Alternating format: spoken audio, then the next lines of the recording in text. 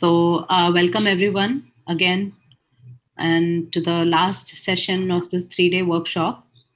Yesterday, Professor Manasika Bose had given a short lecture on the basics of heat transfer. Ashley now will be building up on that, and we will have a hands on session on the convective heat transfer, and he'll be solving it in open form. So, yeah, with that, over to you, Ashley. Thanks, Shweta. Thanks. So, like Shweta just mentioned, this will be a continuation of yesterday's session on heat transfer from Professor Manaswita. So today we'll be looking at the heat transfer solvers available in OpenFOAM, and we will look at in depth using the example of forced convection in a pipe. So we'll start with the heat transfer solvers which are available in OpenFOAM. Then we'll look at the problem statement of the convective heat transfer through a pipe, which we'll be solving. Then we'll see how to simulate such axisymmetric simulations in OpenFOAM. And finally, we'll look at some boundary conditions in OpenFOAM, which might be new to you. So these are some of the heat transfer solvers which are available. So Laplacian form, you must have seen a version of this being used in the morning session during Dr. Chandan Bose's session. For convection, we have, actually there are more solvers than this, but I have just mentioned the main ones. So we have Boyon-Pimple and Boyon-Simple form. For radiation, again, we can, OpenFOAM can handle radiation in its solvers using several models. And then there is CHT, which is conjugate heat transfer, and CHD multi-region form is one of the solvers that we use for that. For convection specifically, these are the three major solvers that can handle convection. Boyon-Pimple and Boyon-Simple form, they are basically used for buoyancy-driven flows. They vary in that Pimple is used for transient simulations, while Simple is used for steady-state solutions. CHD multi-region form, as the name says, it can handle conjugate heat transfer. Basically, you can study convection of the fluid part as well as the conduction in the solid part, such as in heat exchangers. So today we'll be solving using Boyon-Simple form. So this is the basic file structure of the Boyon-Simple form solver. So right off the bat, you will see that a lot of parameters have kind of added on to the basic solvers that you have been working on so far. So you will see that the temperature has added on, another file called PRGH has added on. In the constant folder, you'll see G has come in, thermophysical properties have come in. System folder doesn't seem to have changed, but the contents of them have changed a bit. So this will be the problem that we are solving. A brief intro to this problem was given in the lecture by Professor Manaswita yesterday. So the problem is that we have a long pipe. So our goal is to analyze the heat transfer in the fluid once it has fully developed. But to get it to fully develop, we give an initial length and we ensure that this length is large enough so that the flow is fully developed before it enters the pipe. And the black colored walls, they are adiabatic, that is, there's no heat flux. And the red one, that is the heated wall, and we are giving a constant heat flux in this case. So these are the various parameters that are there in the simulation. So you have a pipe of diameter D and length L. The L1 length, the initial L1 length is non-heated, that is it's adiabatic. And the L2 length, the later part, it's heated. The fluid flows with an inlet velocity of un and has a temperature at Tn, both at the inlet. Now the heated section, the red section here, that has a wall heat flux of Qw. Now these are the various fluid properties that we are going to use in our simulation. So I'll explain the parameters that we have used in this simulation in the next slide. So just a brief overview. So these are the various parameters that we have used in our simulation. So as you can see, our Reynolds number for the given inlet velocity is around 500. So for a pipe flow, it's well below the critical Reynolds number. So it's laminar. Then you have your entrance length, LE. It comes from this formula and it's 3 meters. And you can see that our L1 length is greater than our entrance length. So that is to ensure that the flow is fully developed once it reaches the heated section of the pipe. And these are the various properties that we are going to use. So the properties are considered for the fluid air. So basically meaning that we are analyzing the flow field for air. Now, some of you might have already downloaded the code files. So for them, it might already be there. So for people who haven't downloaded the code files which were shared with you in the mail, please download it. So you can either use this shortened URL, but for some people, the Bitly page might be blocked by their ISP. So I'll just copy the link in the chat box. So it's important that you have this downloaded in your Ubuntu VirtualBox for people who are using VirtualBox. For people who are using WSL or dual boot, they can just go ahead and download it in their default directory. So I'll just post the link once more. So people, please let me know if you are not able to download, because we'll be opening each and every file that you download and we'll be going through them. So I'll just give about 10-20 minutes, if or you can just post it in the chat window if you're able to download. Once you go to that link, you'll get to a page like this. So you can just click on the download here. So this is all for people who haven't already downloaded. So yeah, you can click on download and it should download it as a zip file. So I'll just put the links up once more. So this is the shortened URL for people who are using VirtualBox and can't copy from their chat box to the VirtualBox. So you can use this shortened URL. Okay, Shashank says yes. Anyone else? Is anybody facing a problem? You can just let me know. Done. All right. So I'm guessing people were able to download. So as I mentioned, you will reach a page like this. You can just click on download and it should download your entire HeatFlux folder as a zip file. Okay. So for people who have downloaded on Ubuntu, the default location is downloads. So you will see a zip file called heatflux.zip. So you can just right click and extract it there itself. So you can just choose the option extract here. And that should create this folder, HeatFlux folder.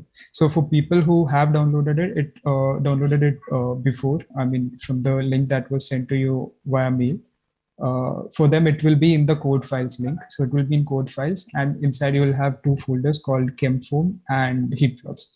So this is the HeatFlux folder which I'm talking about. I hope everyone has reached that stage. So for me, my HeatFlux folder is in the downloads directory.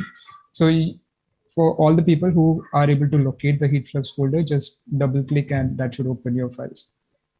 I'm guessing people were able to download. So, right.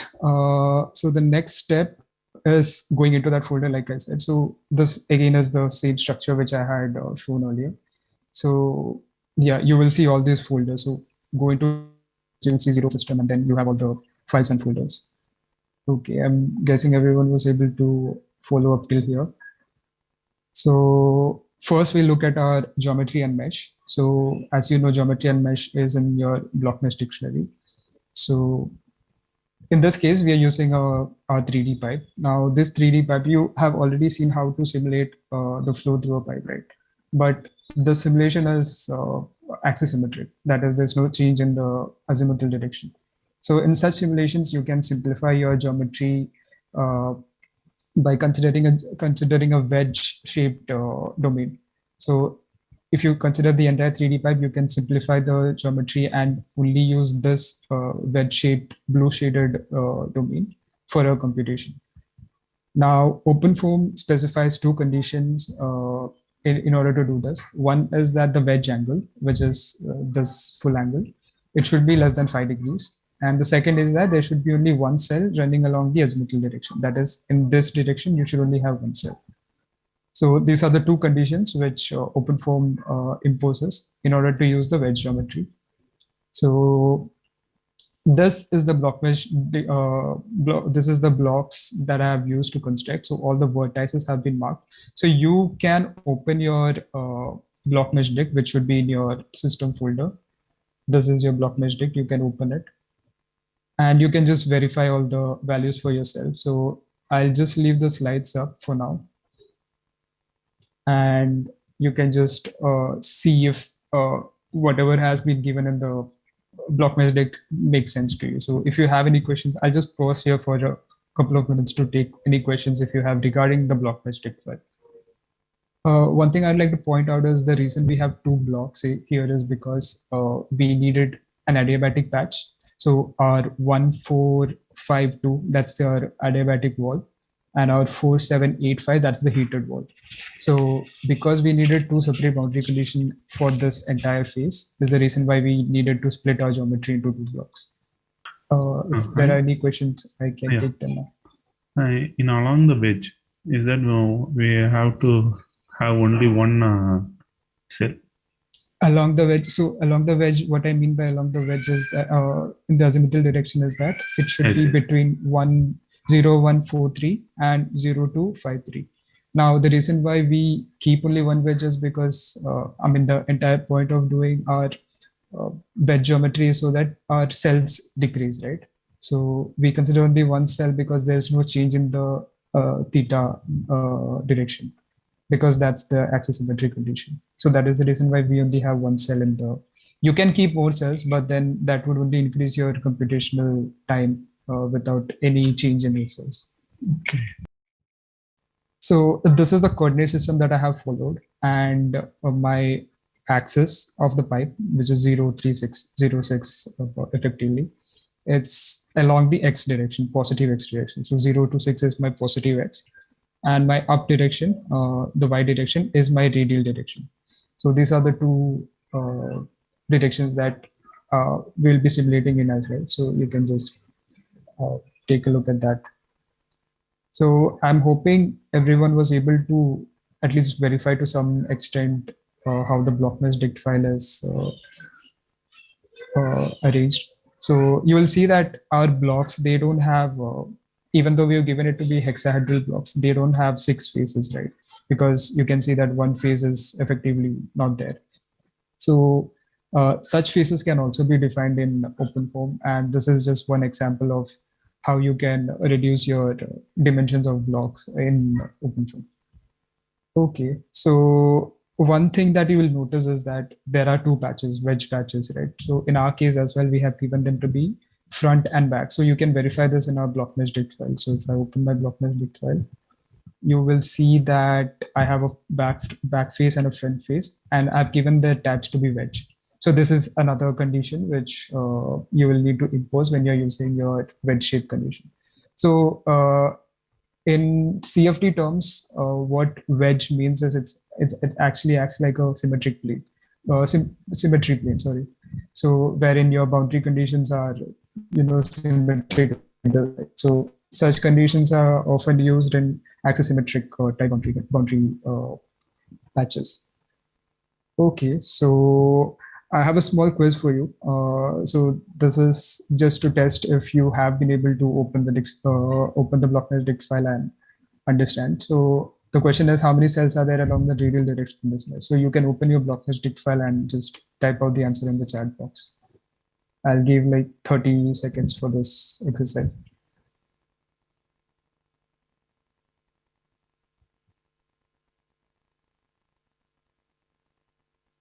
Do we have any answers?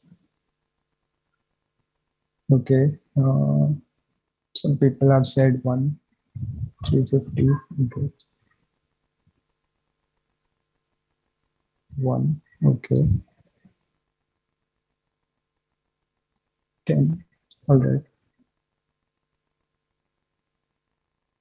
Okay. So yeah, the right answer is 10 because if you look at our block mesh dict file, so I'll just go back to the image first.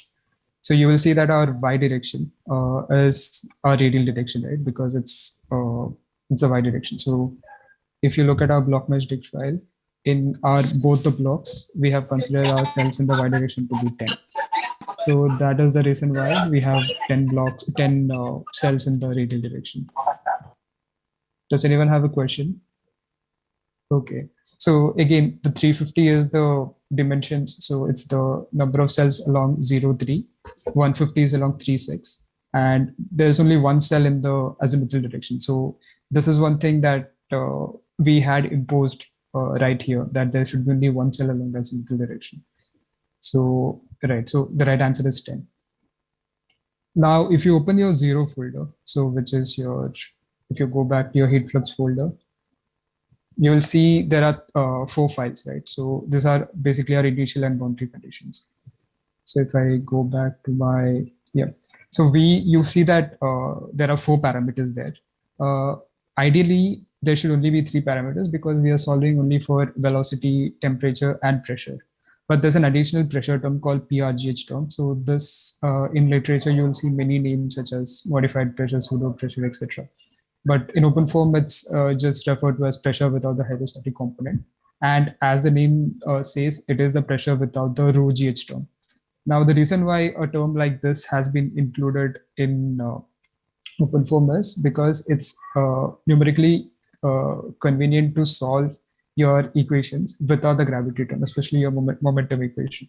Now, for multi-phase equations, there is an additional advantage in that when you have, say, interface, and suppose you want to interface very close to the wall, and you have a normal to the wall, and you need to calculate the gradient along that wall, say for pressure. In that case, at the interface, your gravity changes, and there's a sudden change in your gradient as well. So to avoid such anomalies, we take the gravity term out of your pressure before solving. So this is the reason why we have the PRGH term.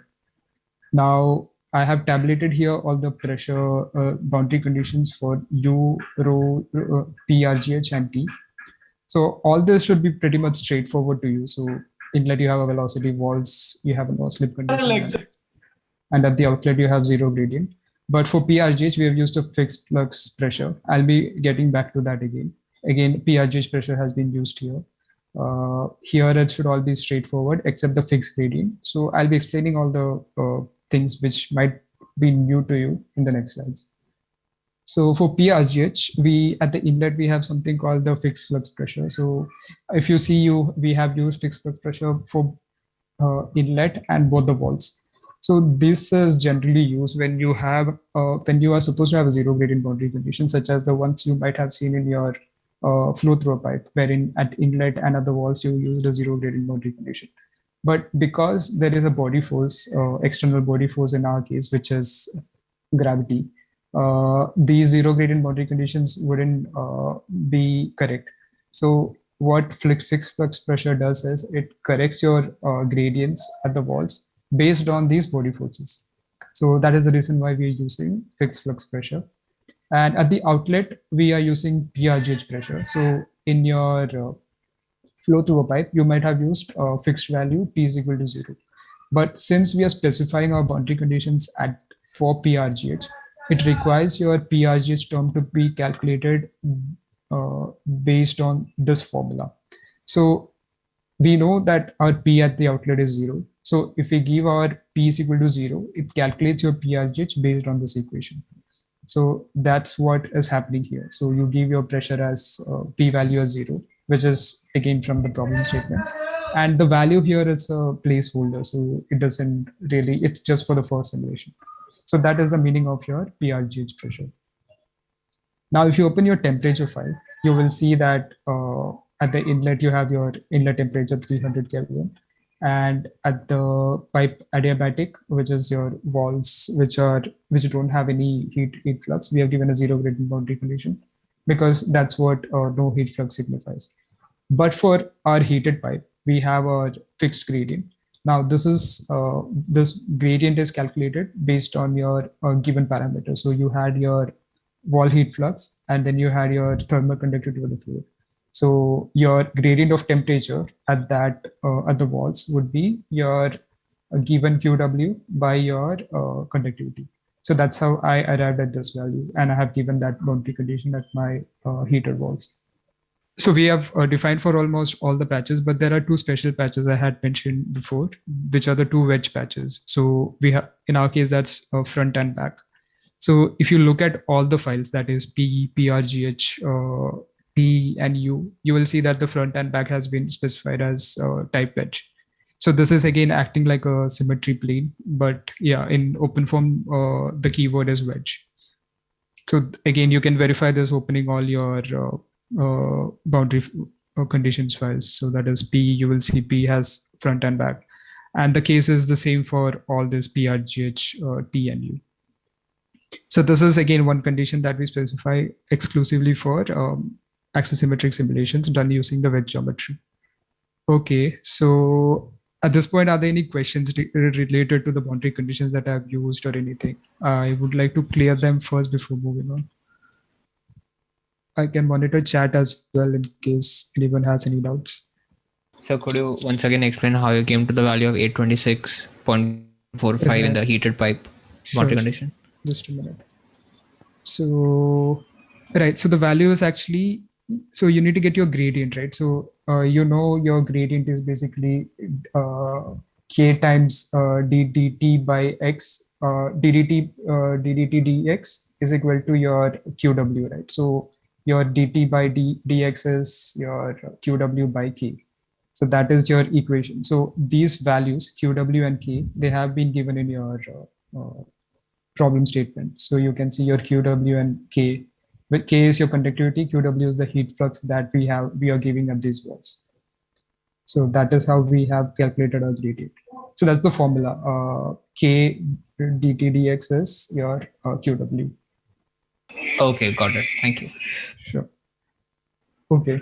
Sir, can you just once again explain about PRGH, sir? Why we are removing the rho GH? The rho GH term. Okay, so the simple answer is that without the gravity term, right, which is in your equation. So your P comes in your momentum equation. So when you finally write out your full Navier-Stokes equation, you have a rho GH term there. Now, numerically solving that is very difficult. So we kind of take a modified pressure. It's not called modified pressure in OpenFOAM, but yeah, in literature, it's called modified pressure. So I'm just going to say modified pressure. So without the rho GH term, it's easy to solve your equations. And in addition to that, some boundary conditions, like in multi-phase cases, you can have, say, you can have an interface near the walls, right? And if you consider normal, which is passing those interfaces, there's a sudden change in your densities because it's two different phases. So in such cases, if you don't consider the rho GH term, you only have to find the gradients of pressure without the G. So it will be a uniform pressure. So that is the reason why we neglect rho GH terms in heat transfer as well as multi-phase cases. Okay, sir. Thank you. Sure. Hello. Yes. So there's one question that whenever I run these wedge cases, it comes with a warning that the faces are not planar. So I think that will mostly be because of the number of, so the precision of the values that you give, because you're considering a very small wedge angle. So if you look at our case, you consider a wedge angle of 5 degrees. And for 5 degrees, if you were to find these coordinate points, they wouldn't exactly be, what do I say? I mean, sine of 5 is a very long decimal number. I mean, it wouldn't be rational. So in such cases, it's that's the reason why you don't get planar faces, because the accuracy is not as per the machine accuracy or something like that. So okay, got so it. that's the So reason. I can ignore it. No? Yes, you can ignore it. So I think most of the forums also, if you have searched for it, would say it's a common error and you can ignore it. As long as your block mesh is created successfully, you can, yes, ignore it. Okay, thank you. Okay, I'm guessing that's it for boundary conditions. So now we'll move on to the constant folder. So that will be in your heat flux. Constant. So these are the 3 folders we have. So turbulence properties is pretty much straightforward. So if you open it, you will see that we have given the simulation type to be lambda. Now these 2 I will be explaining. So first, you guys can go ahead and open the G file. So the G file should look something like this, and we have ignored gravity in this case. So now everything that I've said so far, which is the PRGH term, where you have the gravity term, etc. So all these would effectively boil down to your P is equal to PRGH.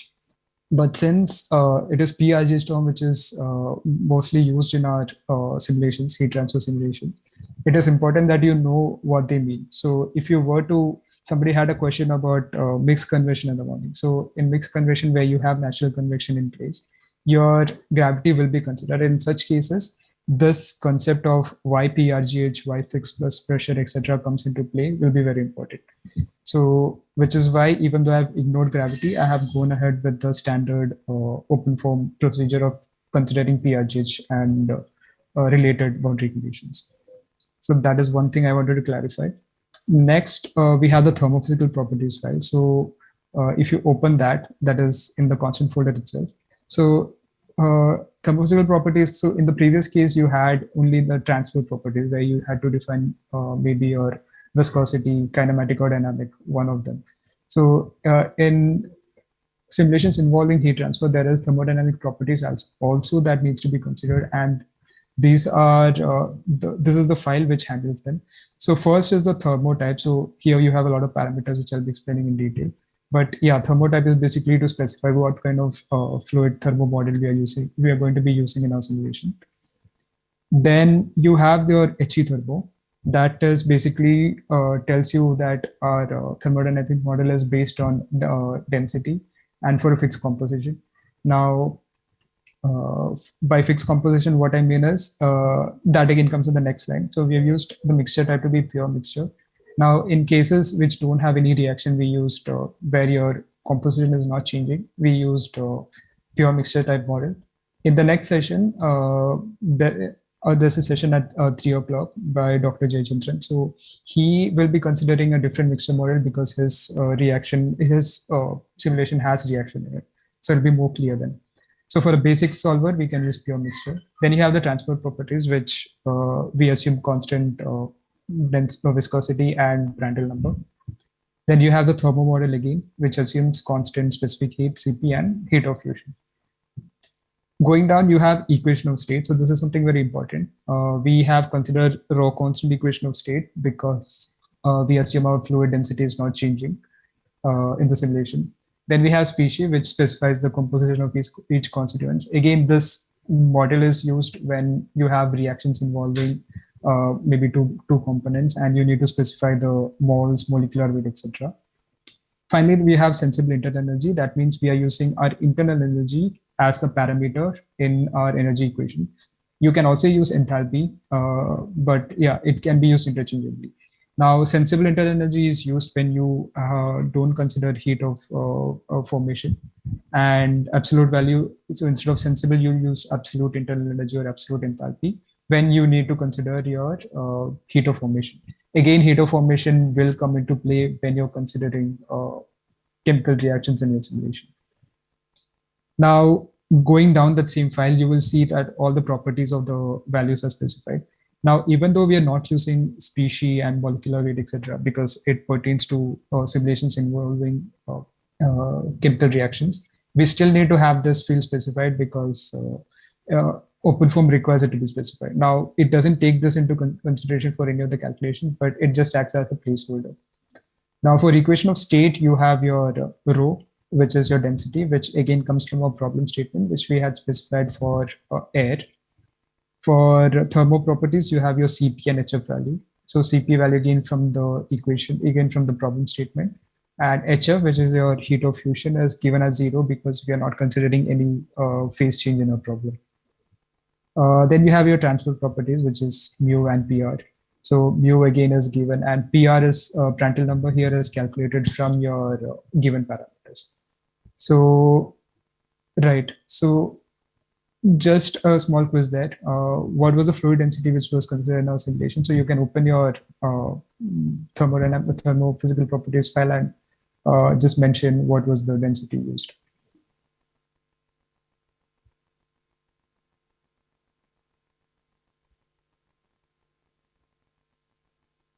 Okay, since most of you have that correct. Yeah, most of them have typed in 1.225, which is correct. Right. So as mentioned, this is your density, and because you're using constant density equation of state. Now running the simulation. So for people who have already downloaded in the downloads directory, they can go to that heat flux folder using this line. For people who have it in their code files, instead of download/heat flux, there will be an additional line called code files. So if you can go into your directory, that'd be great. Additionally, people can also, once they're in the heat flux folder, where you see your zero constant system, you can just right click and open the right click anywhere in the empty space and open it in terminal. So that is also another way of getting to your case directories.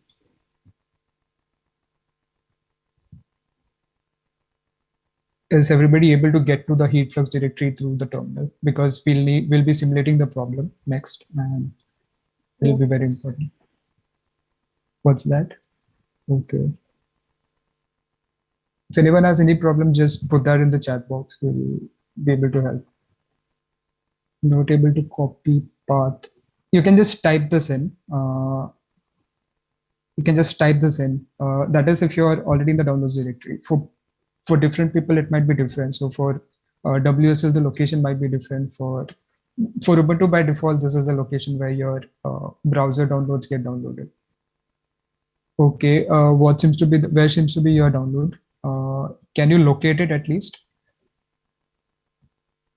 If you can locate it, you can just right click. If you're using Ubuntu, that is, you can right click anywhere on the empty space and open it in terminal. WSL, okay. I'm not really sure about the commands to the default WSL directory. I think Divyesh, if you can help. Can I add here? Yes, Chandan. please. Yeah, please. Yeah, basically you open a terminal from your WSL. Okay, then you basically from where you are copying, so CP, then the path you can give as I'm typing in the chat /mnt/c, then your user and whatever your name may be user, then your desktop. So basically mntc user desktop, that is the path to the Windows. So if you open a terminal from your WSL and give this path and the folder name and put a dot for the destination, that will copy to your WSL environment. I hope you can understand. Thanks a lot, Dr. Bose. Was that clear? I think it was Praveen who was that question. Praveen, yes. Yeah, he says yes. Thank you, Okay. Dr. Chandan. Yeah, that's right. Okay, so once you are in the directory, you can run the block mesh command first, which will basically mesh your geometry. And then to solve, we are using our solver command, which is Buoyant Simple Form in our case. So you can run this, and it shouldn't take too long. It should at most maybe a minute and a half. So for me, it took around 90 seconds. So I think I'll just wait for a minute until you guys are able to complete the simulation. So people who are able to reach the end, the last time step, last iteration step in this case, will be 2000. So people who have completed, you can just let me know in the chat box. So S here is capital, F again is capital. So these are the two things you need to be careful while executing this command. So in my case, so this was a base case. I mean, once it's solved, it looks something like this, except for this CSV files, which is from my post processing. So you won't have these 3 files, CSV files. The rest of them should be the same. The final iteration step should be around 2000 in your case as well. Sir, what exactly does the last command do? Which one is that? Just a minute. Simple. This is the solver. So Yeah. if you remember in your tutorials, you were using icofoam, right? Because that was the solver that you were using. So right after meshing your geometry using your block mesh, you had the Buoyant. I'll just go to the next slide, you'll understand. So Buoyant Simple Form basically solves your problem because we are using the Buoyant Simple Form solver, and it writes it into the heat flux folder. So that's what Buoyant Simple Form does. Okay. So if you remember from Dr. Chandan's lecture in the morning, so you had something called applications, right? So that is the basic solver that you're using.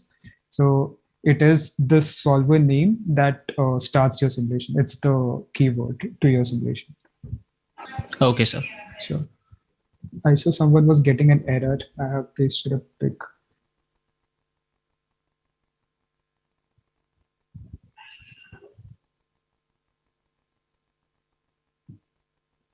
You don't have, if you want, you can copy, or else you can keep it in the default download dictionary itself, download directory itself, and open it from there.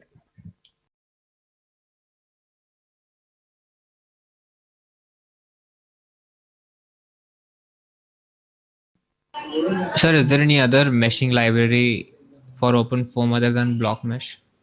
There are a lot. I mean, as advanced meshing as you as was mentioned yesterday during Divyesh's session, he had mentioned about Snappy Hex Mesh and how you can import 3D figures and create meshes. Right. And you also, if you want, you can also use third-party software such as your Answers meshing tool or Salome, etc.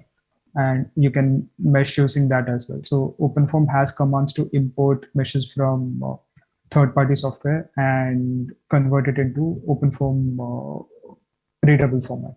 So that's an option as well. Okay. Now, because these are very basic geometries, right? That's why we are sticking with BlockMesh. And yeah, so that's the reason why we are sticking with BlockMesh. And it's a very powerful tool if you want to, not analyze really large equipments, but we want to study the flow field in certain simple geometries. You can also explore GMSH. It's very powerful. So two open source option would be Salome and GMSH. Okay, sir, got it. Okay, so I am hoping people were able to at least get the problem solved. So once it's solved, as you already know, you can use the parafoam command and it opens your OpenFOAM case in ParaView. Now I will just try it out at my end as well. So for me, this is the folder location. I will be using the parafoam command. I'm using parafoam command because it's already been solved for me. Okay, so my ParaView window has opened up. I think everyone can see. So again, this is probably something which you have been doing for the past few days. You just click on apply first, and that should load your geometry. So you can see your long wedge pipe here. So if you want, you can just rotate and see how the wedge geometry is. So I'm not going to do that here.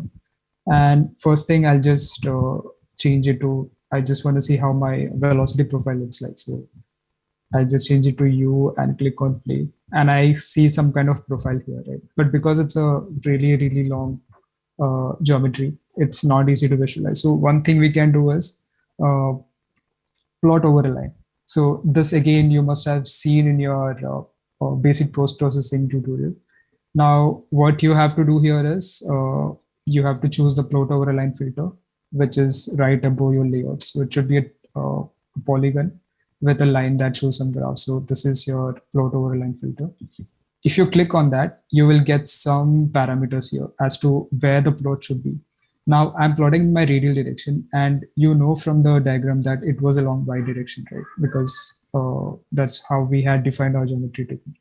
So you can choose your y direction first, and then by default it comes at the center of the domain. Now I want to measure at some distance. So if you remember from the problem statement, we had given the initial length to be around 3.5 meters, which is the length until which we have no heated walls. Now I can, and my flow should be developed at this end.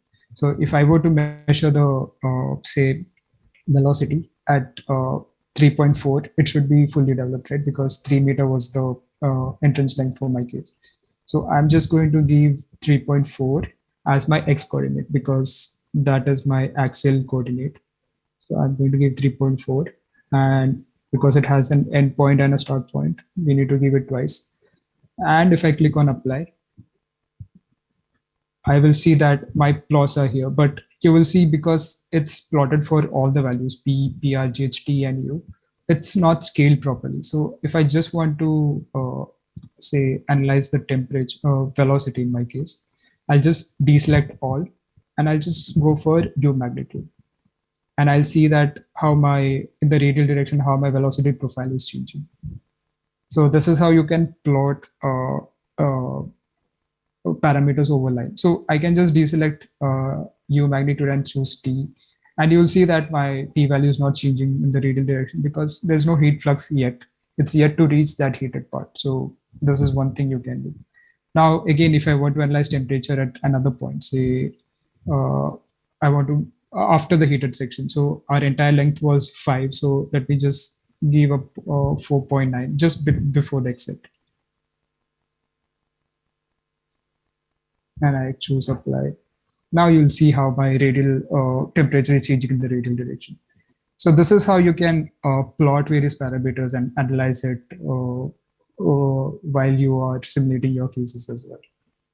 So in my case, I did the same. I did for these 2 points again. And yeah, so this is the temperature profile that I showed again at 4.9 meters. And this is the velocity profile at 3.4 meters. This again I had shown. So you can see the parabolic profile being formed. Now to compare this with theoretical results, I non-dimensionalized this graph. So non-dimensionalized based on my Umax and my radial distance, the radius of the pipe. So these two, so this non-dimensionalization, you can do it by extracting your data as CSV file, which you already know from your basic cross processing. And you can open it in any of your spreadsheet, could be your LibreOffice, or if you are using Windows, you can open it in Excel and do all kinds of manipulation on it. And you can see my results are matching exactly with the theoretical results. But at the walls, you will see there's a slight deviation. There's a small kink. Now, if you remember, we had considered only 10 cells in the radial direction. So because we considered such a small number of cells, it's not very well defined at the walls. And that is the reason why we are seeing a slight deviation in this graph. Now, had I used 50 radial cells instead of 10, I just increased it by 5 folds. And you can see that now my graph at the walls are pretty much okay. It will match exactly with your theoretical results. So with this, are there any questions so far with whatever we have done? Also, the kink was there for the temperature profile as well. So yeah, it's not just velocity profile that gets affected by the non-preferred walls. So these are some of the things you can implement while you are simulating your simulations as well, that the walls needs to be well refined to get good solution. So Sahar wants to know, Divesh, if you can repeat the PR and CP in thermophysical properties. Okay, yeah, right. And also at this point, I would like to let the participants know that Professor Manaswita is also here. So in case you want to get any of the theoretical or any other questions solved, then answered, then please go ahead and post it or ask. Okay, so your CP value, it's 1006 and PR value is 0.74176, right? So if I go back to my problems definition here, so you'll see that my CP is again given in the problem. So that is where CP value comes from. And for your PR again, the formula is mu by alpha, right? Which is, I think, mu by rho CP. So mu is given, rho is given, CP is given. So mu by rho CP will get you the values which we had specified. So yeah, I might be wrong with the formula, I can't remember, but yeah, you can get it from the given parameters, basically rho, CP, and K. Are there any other questions? Prandtl number is CP mu by K. Yeah, CP mu, sorry, I got it inverted, right. Thanks, ma'am. Any other questions related to? Professor Manaswita, Mr. Somnath Gorai has a general question. He says, in case of combined free and forced convection flow through a vertical pipe, what would be the characteristic length while calculating the GER value based on the constant heat flux? And would it be similar as we do it for horizontal pipes as well? Okay, so see, in case of free and forced convection through a vertical pipe, what would be the characteristic length while calculating the GR, that is the Grashof number, right, Mr. Somnath? Okay, so the way you calculate is, in case of convection, you will be having, if you take if you non-dimensionalize the equation, start from there. You start with the momentum conservation equation. I assume that when you are talking about free convection, natural convection here, you would like to use the Bosenisk approximation, and if you do the non-dimensionalization of the equation there, you will get an aspect ratio. L by D term will come. So accordingly, you decide your Grashof number. Okay. So in this particular case, depending on your L by D ratio, see, you're in this kind of situation, L by D ratio will come into picture. And if you take a horizontal pipe, the question is this: the gravity direction Hello, in the, yes, ma'am. yeah, Basically, while flow through horizontal pipes, we usually take diameter as the characteristic length to find out the yes. Grashof So number. right. But So I having doubt in case of free and force both here and in vertical pipes. right. What So should I we consider? have to actually understand the problem from its uh, fundamental aspects. Okay. Okay. Suppose if I look at the horizontal pipe, the gravity is what is the gravity direction? Because you know the natural Across the convection pipe. is because of the density difference, right? Density Yeah. driven Yeah. instability, and the flow is happening in the, say, axial direction. Okay, so in this particular case, again you see there is no defined characteristic length scale. Not that every problem has to have a defined characteristic length scale. So instead of getting into a pipe, perhaps you consider channel. Okay, that is easier to explain. Okay, say between two flat plates, when the depth direction is infinite, you will take the gap between two flat plates as the characteristic length scale, right? Yes, sir. But the moment you make it vertical, in that case the gravity direction is in the flow direction. However, your gradient direction is in the gravity direction. Now gravity direction and gradient direction are normal to each Perpendicular other. to each other, yes. Okay, so here the point that one has to see is, if it is flowing in the direction of gravity, like if the flow is from top to bottom, so then what is happening is you have the lighter fluid in the bottom. See, how are you? So now the question is, how in the vertical pipe, how are your walls heated up? So you will again have the rolls. If your two side walls, so you imagine you have infinitely long pipes. Okay, your two side walls are heated up. So along the side walls, the fluid will go up, and from the center it will come down, more like a core annular flow. Yes, sir. In that case, again your characteristic length scale is going to be D. In case of constant heat flux through the pipe wall? Vertical pipe, your walls are all heated up. Two walls are heated up. Okay, because you're okay. Now, suppose if your L is comparable to D, then you don't have a defined length scale, unique length scale. So L by D ratio will come into picture. Okay.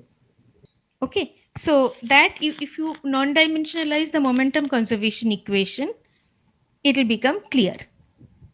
So that Now, means when you in case of, please. So you know, this is like if you're so when I said that D becomes your characteristic length scale, I'm considering it to be a pure natural convection case.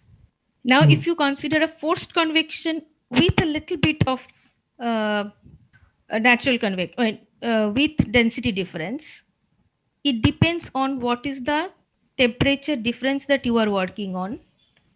And If we consider, suppose, considerable L by D ratio, 400, 500, and the heat is the constant heat flux through the pipe wall, throughout the yes, pipe length. so see, the thing is, it comes like your density dependence on temperature.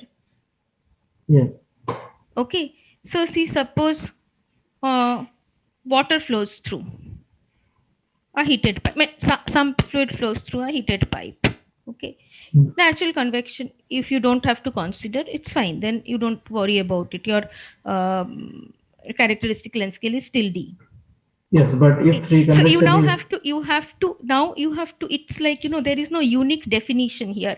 You have to check the problem and see what is the temperature range that you are working on. For that temperature range, how that density varies. What is the significance? What is the significance of this variation in the density? And accordingly, you have to decide the length scale and define the Grashof number. ma'am, if the free convection is significant or dominant in that case, suppose Richardson number is near to 1, then then again, see, then your forced convection will be subdued. So D Yes. will be the length scale D will be the length in case of vertical pipe. in case of vertical pipe Okay. also. Like, consider a fully natural convection case. Okay. Okay. Oh, thank you. Thank you. Okay, so I'm hoping everyone is okay until now. So in this, so there's a small part. Actually, Yes. I think in the chat, some of them have asked you to repeat just the post-processing steps alone. Post-processing steps. Okay. Right. From the repeat the process on how to take the point. So maybe very quickly you could just show that. Right. I'll start from the beginning. So right, you type Paraform, and that should open your case.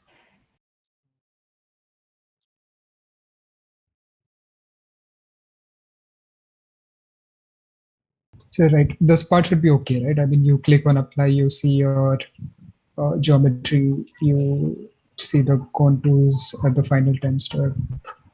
So I think all this is fine. So you can click on this plot over a line. So this should be, so if you hover over all these functions, you will see that there's something called plot over a line. And if you click on that, you will, by default, it is in a direction from minimum point to maximum point in the domain, but you can change it. So since we are plotting in the radial direction and our radial direction is y-axis, I'm going to give y-axis, and this again by default comes in the center line.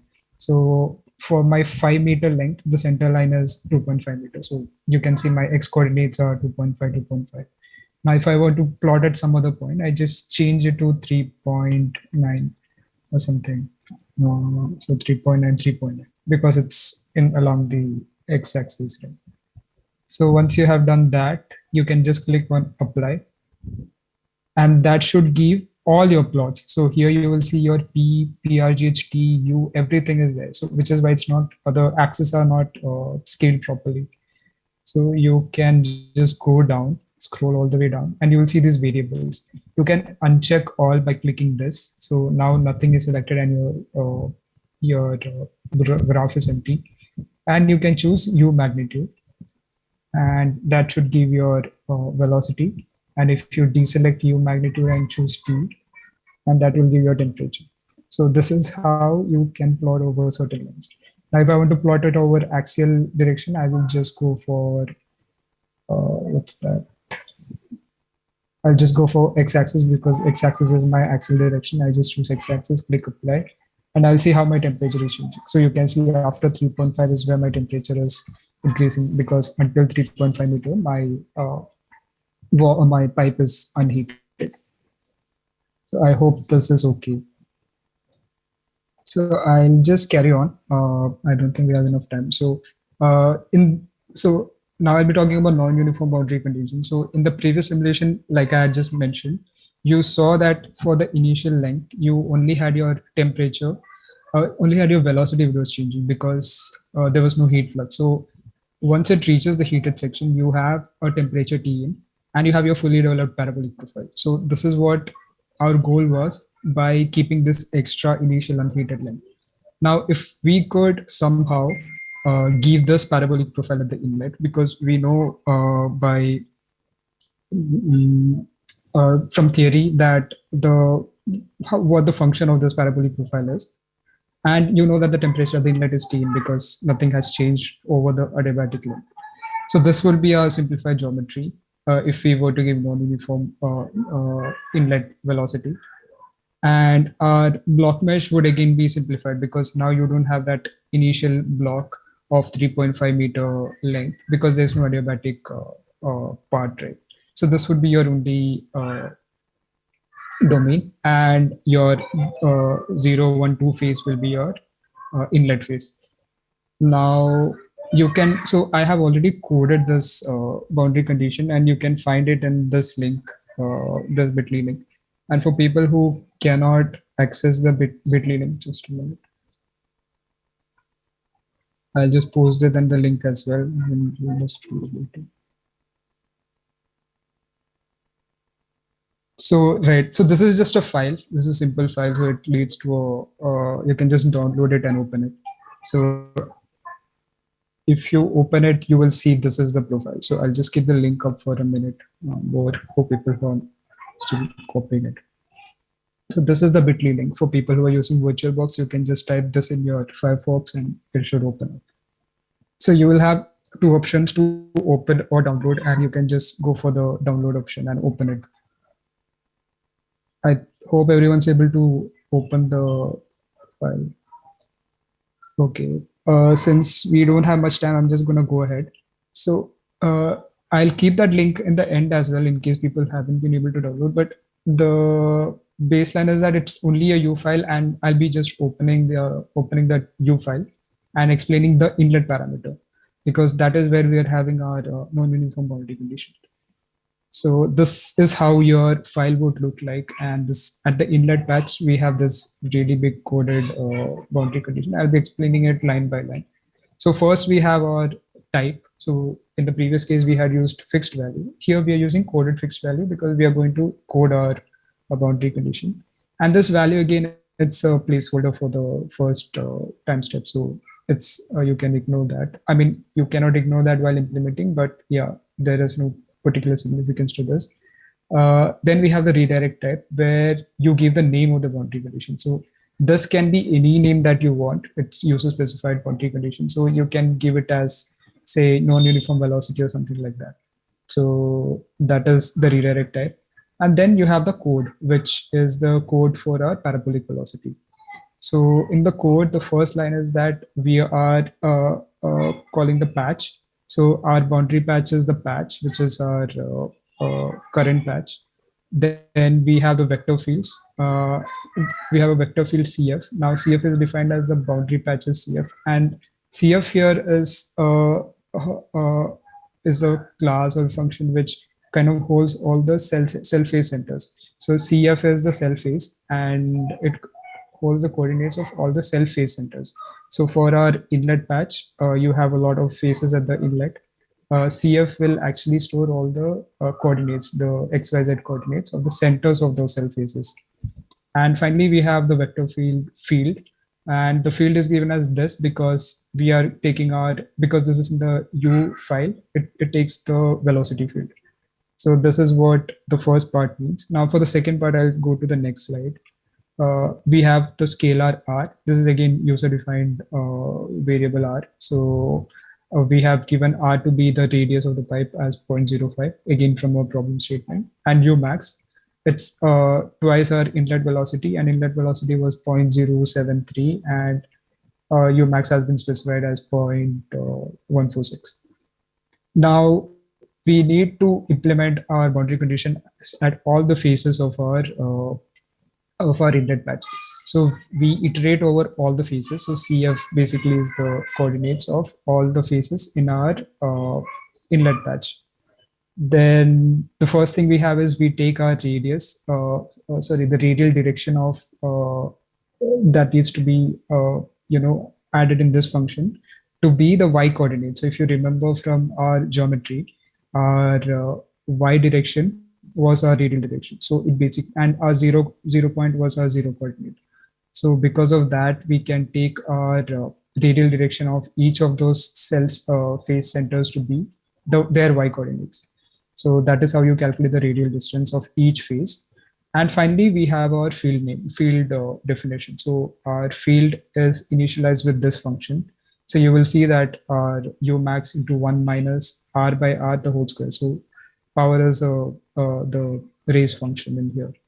So that is how we have given our x velocity in the x direction. And the y and z directions are 0 because it's the axial flow in our simulation. So is there any question in this part? Because this is the only change that you will be making from the last simulation to the simulation. Not for this part, I think. There is another question from Mr. Somnath, which Professor Manaswita will take up after the talk. Okay, sure. Okay, so I'll continue. So basically I'll have to change my U file to inlet field to this value, and I have to change my block mesh because my blocks have kind of reduced now, right? Because earlier you had 2 blocks, now you have just 1 block for the reduced simplified domain. So with that, if you were to analyze your results, so my entire length is now only 3.5 meters because it's just 1 block. And if I measure the temperature at the inlet, you can see that my parabolic profile is here. I mean, except the kink at near the walls because of the poorly refined mesh. But yeah, rest of it, you can see that we have our fully developed flow right at the inlet. And for the temperature again, at the same point from the heated section, if I were to plot the temperature, I'll get the same profile as in my previous case. So the advantage of the simulation is that, so if you were to run it at your end as well, you will see that if it took maybe a minute for you, it might not even take half a minute for the simulation to run. So your computational time has decreased a lot, and that's very computationally efficient simulation. So now that is for the constant wall. Now, if you constant wall heat flux. Now, if you were to have a problem with constant wall temperature, you can just simply change your the heated pipe boundary condition from fixed gradient to fixed value. And instead of gradient, you specify the value of your temperature and specify to whatever the temperature you want to give. So that is how you can simulate this exact same pipe flow for a constant temperature boundary condition as well. Right. So with that, we have kind of reached the end of this session. So we started with understanding what the convective heat transfer Boolean simple form looked like. We saw all the files in it, all the properties, etc. Then we saw how axisymmetric simulations can be simplified in OpenFOAM, like the ones you simulated yesterday in the tutorial, by using a simplified wedge geometry. And we looked at various thermodynamic models which are available in Boolean simple form, and you would have seen how to calculate those parameters which needs to be input while you're simulating in OpenFOAM. And finally, you saw how parabolic inlet velocity profiles can be, or such non-uniform boundary conditions can be implemented in OpenFOAM. So for people who, so there was a question on mixed convection or natural convection, etc. So in such cases, your equation of state is what is going to change. So if you have really large temperature differences wherein your Bose-Einstein approximation cannot be taken, in such cases, you can take your perfect gas equation. Now, then you have your perfect fluid equation of state, which again is problem specific. So here you will need to specify your rho naught, which is your density at t is equal to 0. Then you have your Bose-Einstein equation of state as well, where you will consider your Bose-Einstein approximation. And here you will have to specify your beta, t naught, and rho naught, which is your beta is your coefficient of thermal expansion, t naught is your reference density, and rho naught is the reference, t naught is the reference temperature, and rho naught is the reference density. So this comes into play when you're considering your natural convection or mixed convection, where your Bose-Einstein approximation is still valid. Finally, you also have hyperpolynomial type equation of state, where you can give your rho to be a function of temperature, a polynomial function of temperature of any order of your choice. So with this, I'm going to end our session. So if you have any doubts, you can either post in the chat window, or if you come back, if you have a doubt later stage, you can write to us at this address. So right. So I think at this point I can take questions. If not, we can move to the next session. Yes, thank you, Ashley, for that fantastic session. If any of you have questions for Ashley, please do post it. There was also another question that Mr. Somnath had raised, and Professor Manaswita will get to that, Mr. Somnath. But in the meanwhile, if anyone has a question for Ashley, please do post it. Okay, Ashley, Mr. Mohit wants to know how can we define the temperature of the wall when it's changing with respect to height? Okay, so like I said in this case, I'll share my screen once more. So in this case, our goal was to give a variable, spatially varying velocity profile at the inlet. Now, in your case, if you have a height, say it might be some patch, right? It might be the walls. So in that case, your patch will be your wall, and you can get the self-face centers of that patch. So instead of inlet, you will have these boundary conditions, specified at your walls. And in that wall, you can give whatever function you want. So here this is a function of radius.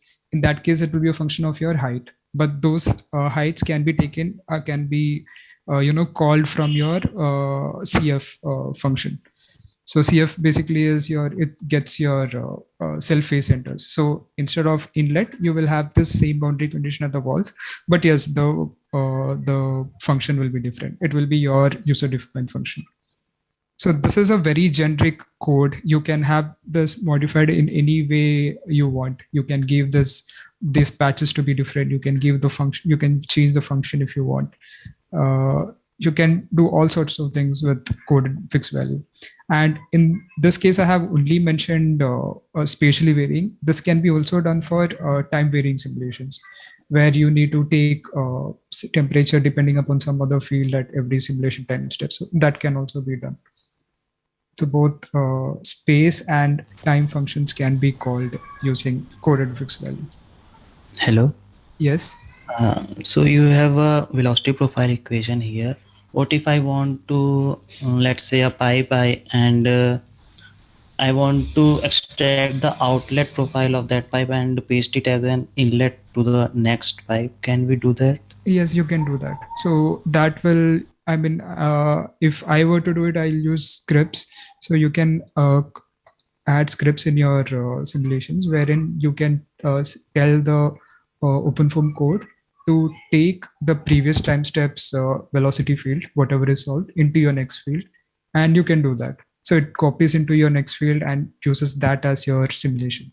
So you can script those part as well. So for scripting, you can look at some of the tutorials itself, OpenFOAM tutorials, wherein you take certain values at certain time and use that as your input for the next time step. So yes, you can do it. Okay, thank you. Okay, thank you all. If you continue to have questions about this, then please feel free to email us at contact-cfd@fossee.in. At this time, Professor Manaswita, would you be speaking? So again, going back to Mr. Somnath's question, okay? So see, it's not that every physical problem has to have a unique length scale or a unique velocity scale. Okay, so I think, Yes, all your questions are related.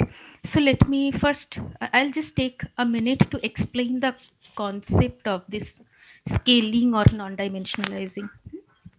So not that every problem has unique scaling. So for example, this Richardson number, the problem that you are discussing, it may not have a unique scaling. See, your density gradient in this particular case, mixed convection through a vertical pipe, right? In this case, your density gradient is in the gravity direction. Say I call it Z. Okay. Okay. And your mean velocity gradient, your mean flow is in the Z direction, right? but your mean flow velocity gradient is say in the normal to in the direction which is normal to it, say y, right? If I imagine, see again, let us imagine it's instead of a pipe, let us imagine the flow between two plates, two vertical plates, and it is infinitely spanned over the depth direction. It's easier to imagine, right? No, it's always easy to imagine things in Cartesian coordinate system, Yes. right? So your density gradient is in the how first of all, how are you heating it? You are heating Through the walls constant only, heat, right? constant heat flux through the pipe walls. Constant heat flux to the Through the pipe walls. through these two plates. Walls. So how your gravity is in the downward direction. Your mean flow gradient is in the y direction. Gravity is in the z direction. Your convection current is in the z direction. So you have an aspect ratio coming into the system, coming into your equations, right? Exactly. And you have a density gradient also. In this case, you have a density gradient also in the y direction because you are heating it through the walls. Yes. Right. So you see in your equation, in the momentum balance equation, there will be an aspect ratio that will come into picture. Yes, ma'am. Okay. So you have to take care of that. So in the Richardson number, the definition of the Richardson number is a dimensionless number of some dimensionalization of buoyancy to the viscous inertia. Buoyancy to inertia. Yes. So you see, aspect ratio will come into picture. The same thing will happen in case of Grashof, where it is buoyancy to viscous. Yes. Right. Now, when you are talking about the entry length in the context of free and forced convection, see the entry length that Ashley has spoken about, it is only in the context of the velocity profile. Okay. Yes. So that is how that 0.06 RE L by D is equal to 0.06 RE that he has spoken. That is only in that context. Now, when we have gone into the heated section, the concept of developed temperature profile is different from is little different. Here we said that the shape of the temperature profile does not change. Okay, because temperature is definitely changing. But the shape of the temperature profile does not change. And that is where the asymptotic solution that came into picture. Right? So the concept of entry length that was introduced here strictly based on the velocity profile. So whether it is free convection, forced convection, that doesn't come into picture. Okay. Is that clear? Yes, ma'am. I mean, does that answer your last question? Yeah, that is understood, ma'am. That is with respect to velocity profile. Yes. Before we conclude, Mr. Somnath, whenever you look at this non-dimensional numbers, perhaps the best way to start is from the equation and non-dimensionalize from there. Okay. Then the numbers will come out. Then another, ma'am, thermal entry length in case of suppose force convection, then we used to take suppose 0.06 RE PR into D. So yes, that is only from the velocity point of view, and this we will again continue after the after Jayachandran's session is over, and then we will discuss. Okay. Yeah. So you know that entry length is purely from velocity point of view, that 0.06 RE. That is hydrodynamic entry length. That is hydrodynamic entry length. That has got nothing to do with heat transfer. Yes. Okay. If you have any other question, we will discuss later, or you can always write to me. Okay, ma'am. Okay, sure. All right. Thank you so much, Professor Manaswita. For others who may have questions, please feel free to keep posting it, and now we'll get to you via email, or we'll find ways to always answer your questions. Thank you, Professor Manaswita.